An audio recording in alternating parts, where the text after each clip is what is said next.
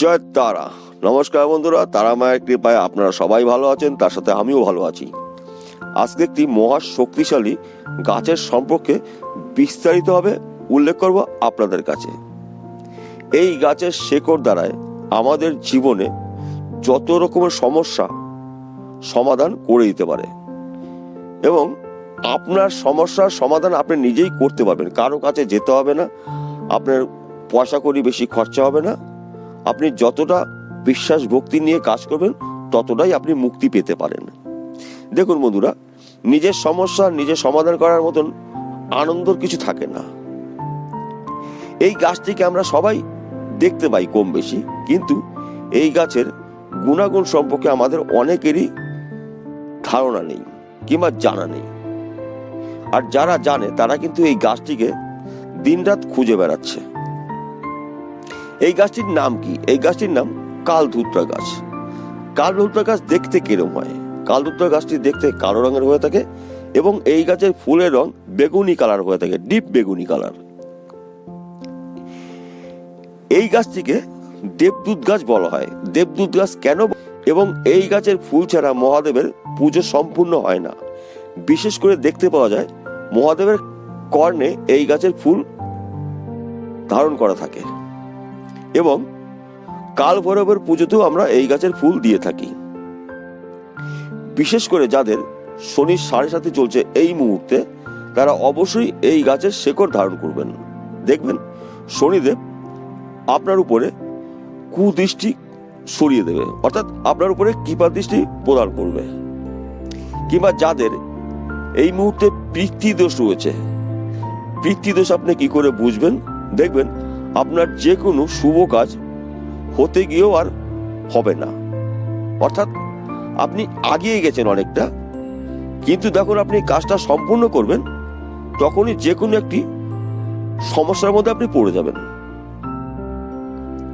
তাহলে আপনি বুঝে নেবেন আপনার মধ্যে একটি ভয়ঙ্কর একটি পিতৃদোষ রয়েছে। এই পিতৃদোষ যদি থাকে, বিশেষ করে আমাদের অর্থের উপরে খুব সংকট দেখা যায়। আমাদের গৃহে দুঃখ, কষ্ট, দারিদ্রতা, রোগ ভোগ নিয়ে আমাদের জীবনযাপন করতে হয়। কেন আমাদের এত কষ্ট দিয়ে থাকে? মাঝে মধ্যে মনে হয় মরে গেলেও বাঁচতাম, এরকম কিন্তু আমাদের মধ্যে অনেক সময় মনে হয়। তাহলে এই গাছের শেকড় ধারণ করবেন, আপনার পিতৃদোষ থেকে আপনি মুক্তি পাবেন এবং আপনার লক্ষ্য পূরণ হতে বেশিক্ষণ টাইম লাগবে না। আবার অনেক সময় দেখা যায় কিছু ব্যক্তির উপরে একটি ভয় থাকে, এরা ভয় পায়, অর্থাৎ এদের মধ্যে সবসময় ভয় ভীতু কাজ করে। বিশেষ করে এরা কখনোই রাত্রিবেলা একলা কোথাও চলতে পারে না। যদি রাত্রি কোনো কারণবশত বেরিয়ে যায়, সে বাড়ি ঢুকতে ভয় পায়। যখনই আসবে হাঁটবে তখন এর মনে হবে এর পিছনে কেউ আসছে কিংবা পায়ের আওয়াজ শুনতে পায়। যখনই পিছিয়ে তাকিয়ে দেখে তাকে কেউ নেই, হঠাৎ এর গাটা ভার হয়ে যায় কিংবা গাটা ঝাঁকি দিয়ে ওঠে। এইটা থেকে আপনি মুক্তি পেতে পারেন এই গাছের শেকড় দ্বারায়। কিংবা যারা দীর্ঘদিন লটারি টিকিট কাটছেন, হয়তো আপনি যেই টিকিটটা কেটেছেন সেই টিকিটটা আপনার প্রাইজ হয়েছে, কিন্তু নাম্বারটা আগে পিছিয়ে হয়ে রয়েছে, মিলছে না, সিরিয়ালটা ঠিক মিলছে না। তাহলে আপনি এই গাছের শেকড় দ্বারায় কিছু না কিছু আপনি প্রাপ্তিযোগ আপনার ঘটবেই। কেন বলুন তো? শুয়ে থাকা ভাগ্যকে এই গাছের শেকড় জাগিয়ে দেবে, খালি জাগিয়ে দেবে না, দৌড় করাবে। অর্থাৎ আপনার ভাগ্য আর কর্মকে অ্যাডজাস্ট করবে। যখনই অ্যাডজাস্ট করবে তখনই কিন্তু জীবনে উন্নতি করতে বেশি একটা টাইম লাগবে না। তবে আমি কিন্তু এটা বলছি না যে আপনি আজকেই শিকড় ধারণ করবেন, 24 ঘন্টার মধ্যে আপনি কোটিপতি হবেন। এটা আমার বলাটাও ঠিক না এবং আপনার ভাবনাটা করাও ঠিক নয়। এইবার দেখা যায় কয়েকটি ফ্যামিলিতে আমরা মাঝে মাঝে দেখতে পেয়ে থাকি, শিশুদের উপরে একটি বাজে হাওয়া লাগে, দূষিত হাওয়া কখনো লাগে, কিংবা নজর দোষ লাগে, কিংবা গোপন শত্রু দ্বারা আক্রান্ত হয়ে থাকে। অর্থাৎ বাচ্চাটা সুস্থভাবে কখনোই থাকে না, অসুস্থর মধ্যেই কিন্তু বাচ্চাটা থাকতে হয়। তাহলে আপনি এই গাছের শেকড় বাচ্চাটার গলায় ধারণ করে দিন। দেখুন বাচ্চাটা 24 ঘন্টার মধ্যে বাচ্চার মধ্যে একটা পরিবর্তন আসবে, অর্থাৎ বাচ্চারা কিন্তু সুস্থ হয়ে যাবে। এইবার আসা যাক নিয়ম এবং সময়।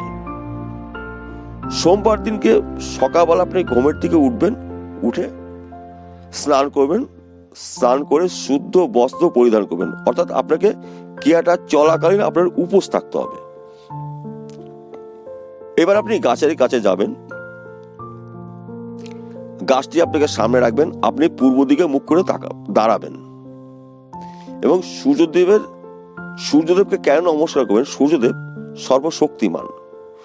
সূর্যদেবের কাছ থেকে আমরা বল, বীর্য, মান, সম্মান, খ্যাতি অর্জন করে থাকি। সূর্যদেবকে নমস্কার করা হলো।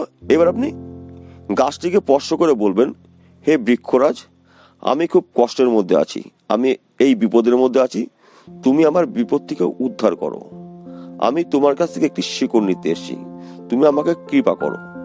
এই বলে পূর্ব দিক থেকে একটি শিকড় আপনি সংগ্রহ করবেন। যখন শিকড়টা সংগ্রহ করবেন তখন কিন্তু আপনি কখনোই দম ছাড়তে পারবেন না, দম নিতে পারবেন না, অর্থাৎ দম ধরে করতে হবে। শিকড়টা সংগ্রহ করার পরে ওই ক্ষত জায়গাটিকে আবার মাটি দিয়ে আপনি ভর্তি করে দিন। গাছটাকে কখনোই কিন্তু তোলা যাবে না, গাছটিকে মেরে ফেলা যাবে না, তাহলে ক্ষতি হতে পারে। এবার শিকড়টা আপনি নিয়ে আসবেন। তবে আরেকটি কথা বলছি, শিকড়টাকে আর মাটি স্পর্শ করাবে না, তাহলে এর শক্তি কমে যেতে পারে। শিকড়টা এবার নিয়ে এসে বাড়িতে পরিষ্কার জল দিয়ে ধুয়ে একটি শুদ্ধ পাত্রের মধ্যে রাখতে হবে। কোষাকুষির মধ্যে রাখলে সবচেয়ে ভালো হয়। ওই কোষার মধ্যে কিছুটা কাঁচা দুধ দেবেন, কিছুটা গঙ্গা জল, কয়েকটি দুব্বা ঘাসের ডোকা, কয়েকটি আতপ চাল আর কয়েকটি বেল পাতা দিয়ে কিছুটা টাইম রেখে দিন। রেখে দেওয়ার পরে এবারে কোষাটা আপনি ঠাকুর ঘরে নিয়ে আসুন। সিংহাসনের সামনে আসন পেতে বসুন, যেভাবে আমরা ঠাকুরকে পুজো করি। আপনার এবার 3টি কাজ করতে হবে। মোমবাতি জ্বালাবেন, ধূপকাঠি জ্বালাবেন এবং একটি ঘিয়ের প্রদীপ আপনাকে জ্বালাতে হবে। যদি ঘিয়ের প্রদীপ জ্বালাতে না পারেন তাহলে কর্পূর জ্বালাতে হবে। এবার আপনি শিকড়টাকে তুলে নিন, তুলে পরিষ্কার ন্যাকড়া দিয়ে মুছে চন্দন কাঠ ঘষে ওই চন্দনের প্রলেপটা শিকড়টার মধ্যে লাগিয়ে দিন। সব জায়গাটায় লাগিয়ে দিয়ে মহাদেবের চরণ স্পর্শ করান। যদি মহাদেবের মূর্তি না থাকে মহাদেবের ছবিতেও করাতে পারেন, যদি সেটাও না থাকে শিবলিঙ্গের উপরেও আপনি করতে পারেন। চরণ স্পর্শ করিয়ে এবার আপনি ওই শিকড়টাকে আবার শুদ্ধ পাত্রের মধ্যে রেখে দিয়ে ধূপকাঠি দেখান 7 বার, মোমবাতি দেখান এবং ওই কর্পূর দিয়ে আপনি আরতি করুন 7 বার করে, এবং আপনার মনের ইচ্ছা, বাসনা, কামনা জানান যে কি কাজে আপনি ব্যবহার করবেন। তারপর শিকড়টাকে আপনি 2 হাতের মাঝখানে রাখুন, রেখে হাত জোর করুন। হাত জোর করে মহাদেবের মন্ত্র 108 বার জপ করুন। যদি মহাদেবের মন্ত্র আপনার সম্পূর্ণ না জানা থাকে তাহলে মহাদেবের এই সহজ মন্ত্রটা জপ করুন। ওং নমঃ শিবায়, ওং নমঃ শিবায়, ওং নমঃ শিবায়। এই জপ করে এবার আরেকটি জিনিস আপনার সংগ্রহ করতে হবে। ব্রাহ্মণের কাছ থেকে একটি পৈতা আপনার সংগ্রহ করতে হবে। কেননা যদি দোকান থেকে আপনি কিনে নিয়ে আসেন সেটা কিন্তু সাদা সুতোই হবে, আর ব্রাহ্মণের পৈতা আনা মানেই তার মধ্যে কিন্তু ব্রহ্মাত্ম লুকিয়ে আছে পৈতার মধ্যে। এই পৈতা আপনি যখন ব্রাহ্মণের কাছ থেকে নেবেন তখন ব্রাহ্মণকে কিছুটা দক্ষিণা দেবেন এবং ব্রাহ্মণকে নমস্কার দেবেন। দিয়ে আপনি এবার এই পৈতার থেকে আপনার ডান হাতে ধারণ করার মতন যতটা সুতো লাগে সেই সুতোটা পৈতার কাছ থেকে আপনি ছাড়িয়ে নিন। পৈতার থেকে ছাড়িয়ে নিয়ে ওই সুতো দিয়ে আপনি শেকড়টাকে ফোল্ড করে বেঁধে দিন। তবে এর পরিমাপটা কতটা হতে হবে, আপনার আঙুলের 4 আঙুল পরিমাণ নিতে হবে। তবে কিন্তু আপনি এই শেকড় দ্বারা 100% কাজ পাবেন। দেখুন প্রত্যেকটা জিনিসের নির্দিষ্ট একটি টাইম থাকে, নির্দিষ্ট পরিমাণ থাকে, এর পরিমাপ থাকে, তবেই কিন্তু আমরা এই শেকড় দ্বারা অসাধ্য কাজ সাধন করতে পারবো। এবার যখন আপনি শিকড়টা নিজের হাতে ধারণ করবেন, তখন মহাদেবের চরণে স্পর্শ করে নিন, কিংবা মহাদেবের চরণে কিছু টাইম রেখে দিন। রেখে দিয়ে ভক্তি করে নমস্কার করে, আপনি যদি পুরুষ হন তাহলে আপনি ডান হাতে ধারণ করুন, আর যদি মহিলা হন তাহলে বাঁ হাতে আপনি ধারণ করুন। দেখবেন ধারণ করার কিছুক্ষণ পর থেকে কিন্তু আপনার মধ্যে একটি শক্তি কাজ করা শুরু করছে, পজিটিভ শক্তি। এবার আছে বাচ্চাটার ক্ষেত্রে। বাচ্চাটার কিন্তু শুধু শিকড় গলায় দেওয়া বাচ্চাটার কষ্ট হতে পারে, কারণ শুকিয়ে গেলে পরে ওই শিকড়ের খোঁচায় বাচ্চাটার ক্ষত বিক্ষত হতে পারে। একটি রূপোর তাবিজ আপনি সংগ্রহ করবেন নতুন, যদি আপনার সম্ভব হয় একটু সোনা তাবিজটার মধ্যে লাগিয়ে দিতে পারেন, তাহলে কাজটি আরো দ্রুত গতিতে করবে। লাগিয়ে দিয়ে এবং ওই পৈতার সুতো দিয়ে, ওই তাবিজের মধ্যে সুতো দিয়ে বাচ্চাটার গলায় পরিয়ে দিন। কিন্তু তাবিজটার দূরত্ব থাকবে বাচ্চাটার গলার থেকে 1 ইঞ্চি দূরত্ব, বেশিটা বড় করা যাবে না এবং খুব একটা ছোট তাও করবেন না। কোনটির থেকে 1 ইঞ্চি ঝুড়ে থাকবে তাবিজটি।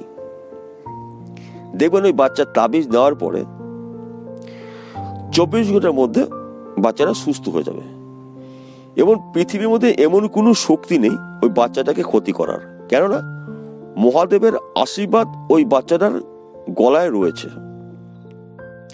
এবার বিধি নিষেধ, কি করতে হবে কি করতে হবে না। শিকড় ধারণ করার পরে কিন্তু আপনি সেদিনকে নিরামিষ আহার গ্রহণ করবেন, আমিষ আহার গ্রহণ করা চলবে না। বেশিরভাগ আপনি সোমবার দিনকে নিরামিষ আহার গ্রহণ করবেন, দেখবেন আপনার কাজ আরো দ্রুত গতিতে হবে। এইবার আপনি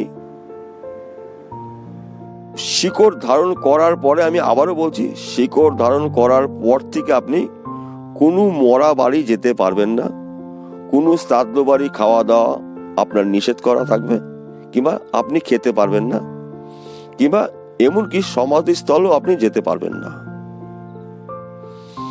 দেখবেন আপনার জীবনে দুঃখ, কষ্ট, দারিদ্রতা সব আপনার জীবন থেকে হারিয়ে যাবে। আপনি একজন সফল ব্যক্তি হবেন, অর্থাৎ আপনার নাম, যশ, খ্যাতি দিকে দিকে ছড়িয়ে যাবে। কেন? মহাদেবের আশীর্বাদ আপনার সঙ্গে রয়েছে।